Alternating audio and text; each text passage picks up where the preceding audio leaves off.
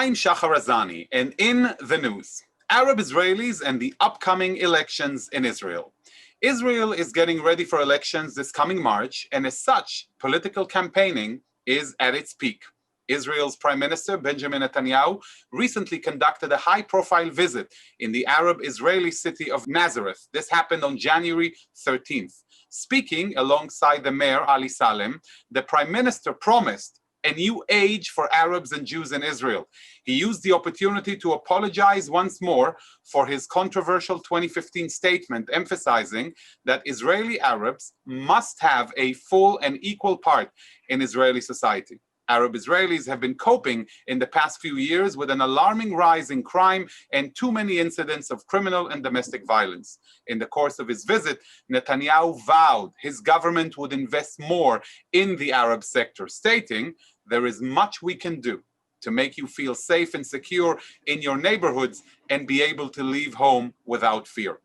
Yusuf Haddad, the co-founder and CEO of Israeli NGO Together-Vouch for Each Other, penned an op-ed in the Jerusalem Post recently on this matter entitled Arabs, the Hottest Commodity on Israel's Political Market.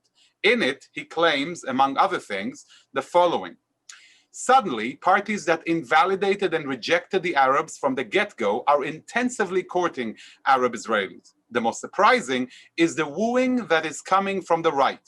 Contrary to what critics say, this is a positive step, as it renders the Arab public integral players in Israeli politics, a decisive element that may even be a tie-breaker. Definitely a fascinating twist in Israeli politics, and to discuss this, I am thrilled to have Yusuf Haddad join us from Israel. As mentioned, Haddad is an Israeli Arab activist and the CEO of the organization Together-Vouch for Each Other. He is an IDF veteran who served in the Golani Brigade and continues to stand up against injustice in Israel and beyond, and a great friend of all of us here at JBS. Yusuf, thank you so much for joining us. Shahar, thank you for having me. Thank you for the kind words. So first of all, let me ask you, how are you feeling? How is everything with COVID-19? How is it going in Israel? What's up with your work? It's good to have you again with us. Good to be here. And as for the COVID-19, I think, we say we are the high-tech nation, and now we become the vaccination. So it's kind of good. Hopefully within a couple of months, we will be the first state to get out of this situation and go back to a normal life. So much health for everyone around the world and here in Israel. And hopefully soon it will be over. Amen, amen. So let's talk about what's happening. You've seen the Prime Minister's visit in Nazareth. Do you feel it's viewed as just campaigning, or there is more to it than that? No, first of all, it is campaign. It is campaigning for the election. It's obvious. Everybody knows that. But the fact is that it is a campaigning in Nazareth, the largest Arab city in Israel. It's good. It's good. I mean, we wanted that. We want our society to be part of this, democratic celebration, which is election, and to talk to us and wanting our vote. Now, we're not idiots. We are smart. We know where to go and what to do. But the fact is that in any main news channel here in Israel, for the last 2 weeks, the only thing that they're talking about is the Israeli Arab society. For us, and I'm talking me and my organization and the people who are volunteering in that organization, for us, it's a huge win. We've been working on that for the last 3 or 4 years, and we want, to be an important and integral part of the Israeli society. And now suddenly it's happening. Now, whether it is just for campaigning for the election, where it is, there is a sincere turn to us or to talk to us, that we can debate and discuss later. But the fact is simple. The Arab society, the Israeli Arab society, now is on the mainstream, and it's part of the Israeli society. That's exactly what we wanted. So you're saying that the visit was a positive thing. How was it received by Arab Israelis? Many of our viewers and others have seen images in the media of demonstrations welcoming Netanyahu in Nazareth. What was the general reaction that we're missing looking at it from afar? Listen, I want to tell you about something about those demonstrations. I was smiling because what we saw is we saw tens of people, dozens of people protesting with the Palestinian flag. Now, I must remind everyone that there is 2 million Israeli Arabs. 2 million. And we saw dozens of them demonstrating and protesting with the Palestinian flag. And whether it's against Netanyahu, they were actually, it's not about Netanyahu even. It's about the fact that there is a chance for us as an Israeli Arab to be part or any part of a political party or to be actually in any part of the Israeli society. They're demonstrating for that. They protesting against that. They don't want, cooperation. They don't want that. They want as much as possible the gaps to be wider, separate. So this is the actual demonstration. Because if whether it was Bibi Netanyahu or Sa'al or anyone else, they would have done the same thing. Those people. So and my mayor Ali Salam, I'm from Nazareth, and it happened in Nazareth. He actually, laughed about it. He said, "This is a protest." He said like this, "Wallah, if I needed to bring a protest, I would put thousands of people on the street if I wanted to bring a protest. You bring me dozens." So, I mean, we've seen new things now. When was the last time you hear the mayor of the biggest Arabic city talking like this against the political leaders from the joint list? Or in general about cooperation with the prime minister, with the government, again, regardless to what is the identity of that prime minister. Because we don't know, whether it will be Netanyahu, Saar, we don't care. And Ali Salam himself said that. He said that enough is enough. And I agree, obviously. This is my message for the last years, 3 years. Enough is enough. 70 years we were like this. It is the time to change. And it is the time to stop sitting in the opposition and start being in the coalition and actually make a difference. Oh, well, this is very important because I want to remind our viewers, as you very well know, about the conversation about Arab Israelis. Until now, literally until recently, it centered around whether you can or cannot have a government supported by the Arabs, being a headline of last year's election when there was an attempt to establish a government without Benjamin Netanyahu. And the real discussion was, are we able to have such a government if we are relying on an Arab vote? And it actually didn't come to be because of the objection of 2 Israeli members of Knesset. So shifting from that conversation to this one is truly incredible, and especially coming from that prime minister, don't you think? Shahar, I must tell you, first of all, you're talking, by the way, about Yoaz Hendel and Zvi Hauser. There was the 2 MKs that denied the whole idea. And blue and white. Yeah, and in a way, I must say, I wasn't in favor of that. Unfortunately, the joint list, they support on few voices with the, in the joint list themselves that support terrorism, from Hiba Yazbak to Sami Abu Shhade, and quite a few other from the joint list, which support terrorists, Samir Kuntar and Hamas and Hezbollah. So for me, the reason why right now the right-wing parties are talking to the Israeli Arabs, because they say, we will do better for you guys, we will represent you better, and we will do better. Now, always my choice, or to be honest with you, the way I see things, we should have the better choice is that we should have an Arab-Israeli alternative, an Arab-Israeli alternative, an Arab-Israeli political party. This thing will happen eventually. Shahar, this thing, mark my words, it is recorded. This thing will happen. It takes time. We're working on this, but it takes time because you need to build a strong foundation for that. in our society because we're shifting from an idea to a different one. For 70 years, we were like this, and suddenly we're bringing, okay, there's maybe another solution. There's a different way.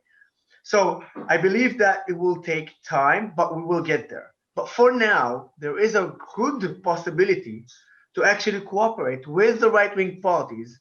And I'm saying the right-wing parties because for the last 10 years, the right-wing parties, they are in the government. They are the one who is actually in the office. So there is a possibility. Um, we as Israeli Arabs need to carefully look at our choices, see who will put a representative, an Arab Israeli representative, in a respectable place in the political party. Second, to hear the campaign, because it is important to understand what campaign is. And third, not only just back it with words, but actually with facts and doing things for us. Which means that if you say that you're gonna do, explain how. More than that, if you're right now in a position to start advancing things, we'll start working on it. And we were talking about Shahar. What do we want? You know, there was a survey Wait, just before I wanna stop you there, Yosef, for a minute. Before that very important question of what do you want, I want to ask you one small thing that keeps on rising, and that's Netanyahu's famous Facebook video of 2015's elections. The Arabs are voting in droves, that many people allude to supposedly describe his cynical reaction. yeah. Do you think that Arab Israelis are still resenting Netanyahu for that video? What role does it play at all in your conversations? Well, you know, the funniest reactions that I saw, and when I spoke with some of my friends and with people from the Arab society, they would say, come to think about it, everybody is promising things for us, or talking this or talking that. Uh, so talking about what he said, whether it's like cynical or not, or a joke or not, they eventually go from a place to talk about whether we should believe Netanyahu or we shouldn't believe Netanyahu. And then I heard a question, marks like, wait, but like for the last year, there was 2 years, there were three elections, and we kept listening to the joint list and their promises, but they haven't done nothing for us. So I don't understand. If we can, time after time, vote for the joint list, despite that they promise, they have empty promises, but we keep voting for them, why shouldn't we vote for Netanyahu and at least try? Not just Netanyahu. Why we shouldn't we vote for Saar and try, or for Bennett and try? Anyway, we're trying the joint list and we see what happens. So let's talk for a minute. You're talking about representing the Israeli Arabs, and like you mentioned, we have the joint Arab list, and in the course of the three elections, it kept on gaining momentum. Yusuf, kept on gaining more seats just because they weren't able to deliver, like to show what they can do. Unprecedented 15 seats. But quite recently, you've been very critical of the joint Arab list. I remember watching an interview of yours on Israeli news where one of its prominent members, member of Knesset Ahmed Tibi, literally escaped the studio when you were about to speak. I want to ask you for a minute about what are the problems of the Arab-Israeli society and sector today in Israel, and what have they done wrong to continuously now sink in the polls as we are approaching the next elections in March? Oh, but that's exactly the whole idea of why they got, more seats and then they decreased. Look what happened. It is actually logical, and if I'm not wrong, we spoke about it ourselves. In the election of 21st election to the Knesset, the 22 and the 23, what happened is that the joint list only promised, but we couldn't actually test their promises because there were no government. So from one election to another election to another election, you only promise, promise, and promise without a possibility to prove whether you can do it or not. So we couldn't actually test them.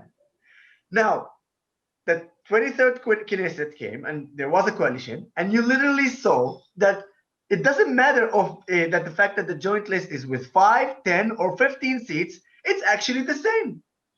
And that's why the Israeli Arabs right now are voting not to vote to the joint list because they say you've been for 9-10 months with a 15 members and you didn't do anything for us. The crime is only increasing. The corona situation and health situation in our society especially is in a really bad situation. Education, infrastructures, budgets. Where are you guys? Now we would say, okay, let's blame the country, but how we like obviously it takes two to tango, but where is your part? How can you expect the country to do something when you are sitting down in the opposition without able to do anything in the coalition because you don't want to sit down on the coalition? Listen, I spoke to people, I debated people that say we don't want ever to sit down on the coalition from the joint list. Why? Because then it would say that they recognize Israel. That, I'm telling you, a member of Knesset, I heard him say that. That Now they it's crazy recognize Israel, they don't want to recognize. if they sit down in the coalition. Now it's funny because he's getting paid by Israeli taxpayer, both Arab and Jews. Right. But if he sits down in the coalition, it is recognizing Israel. Now, all I'm saying is that this thing has to stop. Khalas, we say. Enough. Okay? And when we start talking what we need to do, what we need to do is and I will give you the last survey that was in just last month. They asked the Israeli Arabs, what is the most important issue that want the political party to address you? The Palestinian-Israeli conflict, last place. First, we're talking about last place, Palestinian-Israeli conflict, last place, less than 3%. Wow.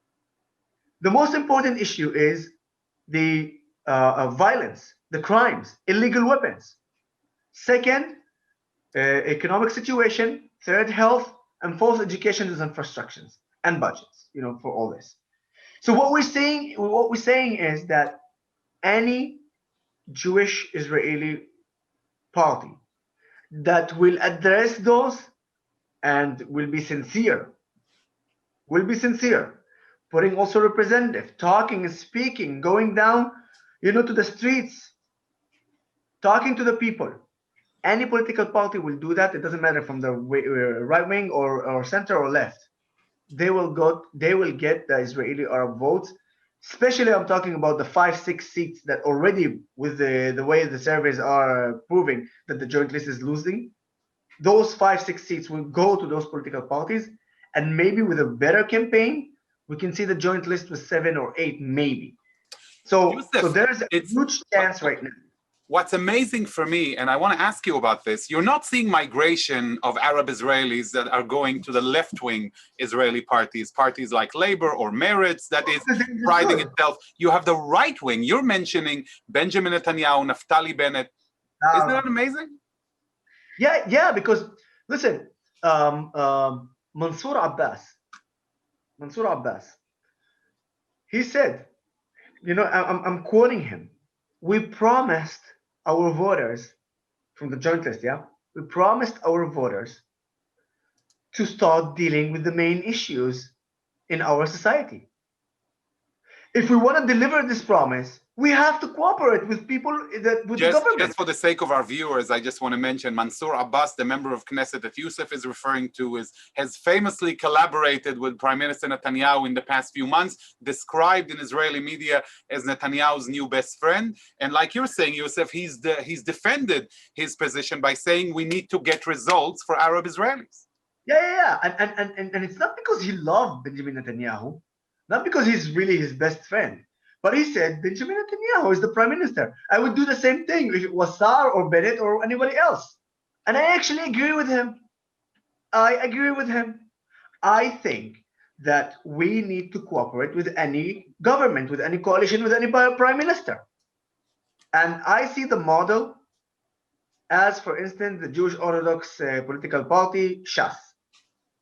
That's the model. Because for me, they will do everything for their sector. Everything. We've seen that. And they are a great political power. I'm not talking, by the way, don't get me wrong, I'm not talking about their views or whatever. I'm just talking about the model. The fact is that they are a strong political party. The fact is that they will do everything for their own sector, so society, okay? And the fact is that they are in the coalition. Right. That's what I want. And let me ask you, and that's a bit of a personal question, but it's very interesting just to hear. Do you consider yourself a lone voice in Arab Israeli society, or an increasingly powerful voice? Because you're taking unorthodox stances here, and it's extremely wonderful and brave to hear you speak about this. But what are the reactions you're receiving from the Arab street, so it's called? Listen, I'm literally smiling because when I start my way, the people who oppose me, they said, ah, he just represent himself. That's it. Few months passes, and the same people who said I represent myself, they changed their sentence and said he just represent himself and few others. Few years passed, and they say, ah, he just represent 5 to 10% of our society. Just to let you know, 5 to 10% of our society, it's about 200,000 people. Right. And last month, it got increased to 15% of the society. That's what they say. I'm saying that within the next years, I will arrive to represent at least 500,000 people. So I'm going in the right way. And by the way, again, it's not me saying that, it's those who are opposing me saying that about me, and that I'm representing this voice. So listen, Shahar, just a few weeks ago, we broke a new record, for instance, when 1,000, more than 1,000 soldiers, Arab Israeli soldiers, Muslims and Christians, serving as fighters in the IDF.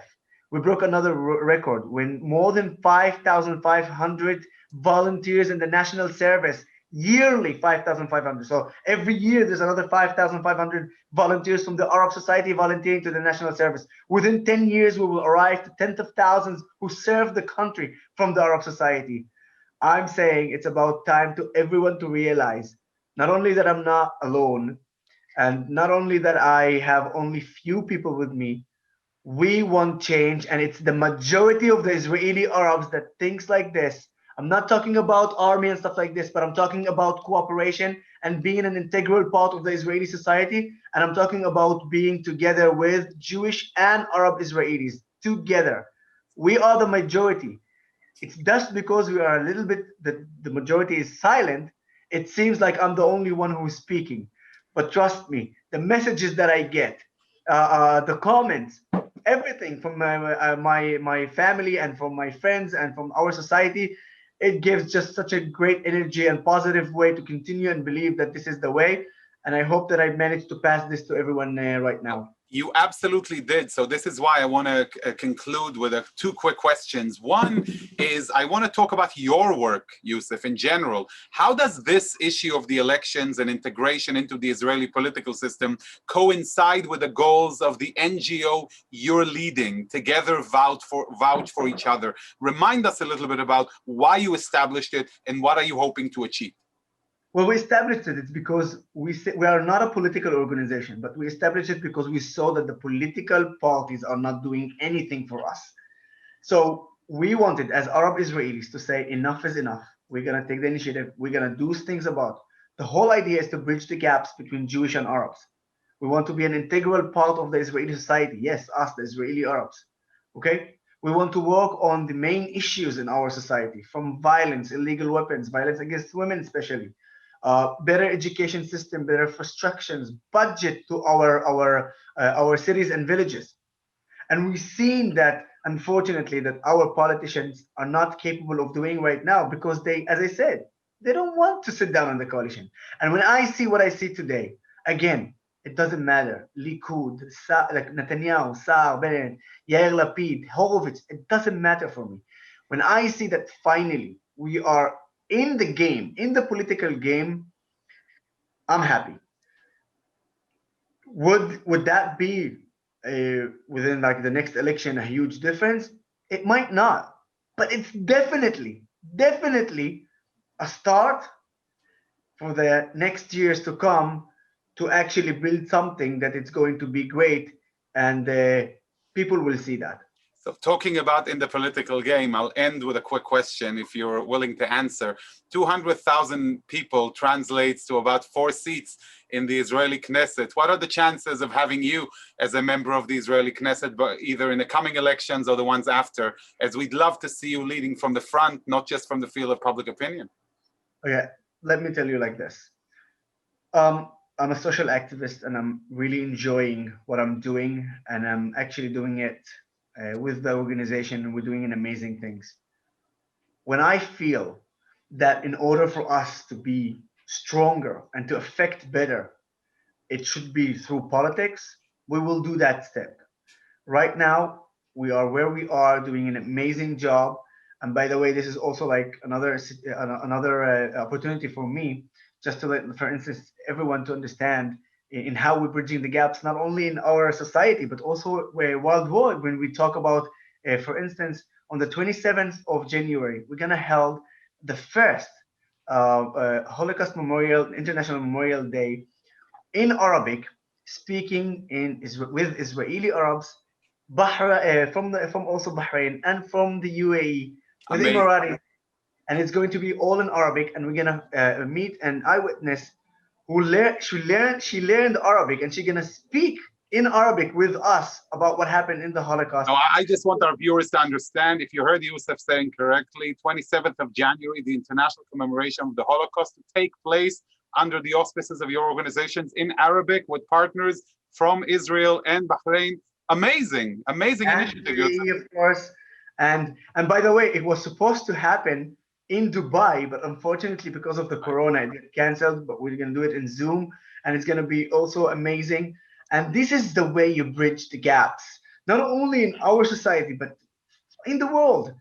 This is why we do what we do, because we're fed up from the people who just want to, incite, just want to hate, and to widen the gaps between us. I want to be together vouch for each other. It's about time to do that. بياخد قريبين زي لزي. معا نكفل بعضنا البعض. This is our organization. This is what we love to do. And you know what? We are succeeding. We are succeeding. It's great to see how we are progressing from time to time, and it's great to see that the people actually cooperating, and that's the power. The power is in the people. Amen. Amen. And I just want to say a big thank you to you for your thoughts and for your incredible activism for justice and for Israel, not only within Israel, but also your work on the international stage to promote understanding of Israel. Thank you so much, Yusuf, for giving us the time. Thank you, Shahar. Thank you very much. So I would just like to take a moment and conclude. As we just heard, Arab Israelis need solutions, but those won't emerge out of thin air. For more than 70 years, Arab Israelis have been de facto absent from the decision-making processes in the Jewish state. And it might be none other than Prime Minister Benjamin Netanyahu himself who will bring about the change. Tellingly, Netanyahu, who was often maligned by some in international media and politics as an extremist, he will be the one who, along with the Trump administration, not only brought about peace between Israel and various Arab countries, but now may very well pave the highway on which Arab Israelis will integrate into Israeli society, possibly becoming the new kingmakers of Israeli politics. And there you have some food for thought. I'd like to thank all of you for watching, and to all we say, stay safe and stay healthy. I'd like to thank our director, Sloan Copeland, JBS's managing director, Dara Golub, our technical manager, Michael Paley, transmission manager, John McDevitt, and to our wonderful producer of In the News, Carol Lilienthal. For JBS, I'm Shahar Azani. Until next time, see you soon. Shalom and lehitraot.